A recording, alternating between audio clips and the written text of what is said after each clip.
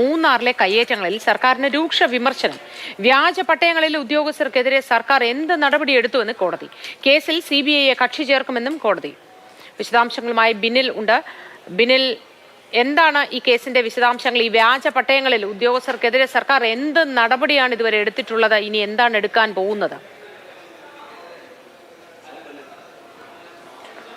മോത്തി, മൂന്നാറിലെ ഭൂമി കയ്യേറ്റ കേസുകളിൽ സർക്കാർ കാണിക്കുന്ന അലംഭാവത്തിനെതിരെ തുറന്നടിച്ചുകൊണ്ടാണ് ഇന്ന് ഹൈക്കോടതി രംഗത്ത് വന്നിരിക്കുന്നത്. മൂന്നാർ കേസുകൾ പരിഗണിക്കുന്ന ഹൈക്കോടതി ഡിവിഷൻ ബെഞ്ചിന്റെ ഭാഗത്ത് നിന്ന് അതിരൂക്ഷമായ വിമർശനങ്ങളാണ് സർക്കാരിന് നേരിടേണ്ടി വന്നിരിക്കുന്നത്. വ്യാജ പട്ടയങ്ങളുടെ കാര്യത്തിൽ സർക്കാർ ഉദ്യോഗസ്ഥർക്കെതിരെ എന്ത് നടപടിയെടുത്തുവെന്ന ചോദ്യമാണ് കോടതി ഉന്നയിച്ചിരിക്കുന്നത്. ഈ വ്യാജ പട്ടയങ്ങൾക്കെല്ലാം പിന്നിൽ ഉദ്യോഗസ്ഥ മാഫിയ സംഘമുണ്ട്.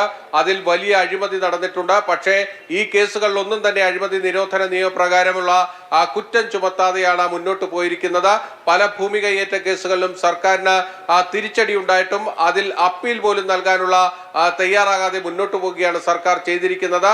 അതുകൊണ്ട് തന്നെ സർക്കാരിന്റെ ഇക്കാര്യത്തിലുള്ള ആത്മാർത്ഥതയിൽ കടുത്ത ചോദ്യമാണ് കോടതി ഉന്നയിച്ചിരിക്കുന്നത്. അതുകൊണ്ട് തന്നെയാണ് കോടതി ഈ കേസുകളൊക്കെ തന്നെ CBIക്ക് കൈമാറണം എന്നൊരു ആലോചനയിലേക്ക് കോടതി പോകുന്നുവെന്ന് വേണം നമുക്ക് മനസ്സിലാക്കാൻ. അതുകൊണ്ടാണ് സ്വമേധയായി ഈ കേസുകളിൽ CBIയെ കക്ഷി ചേർക്കുമെന്ന് ഹൈക്കോടതി അറിയിച്ചിരിക്കുന്നത്.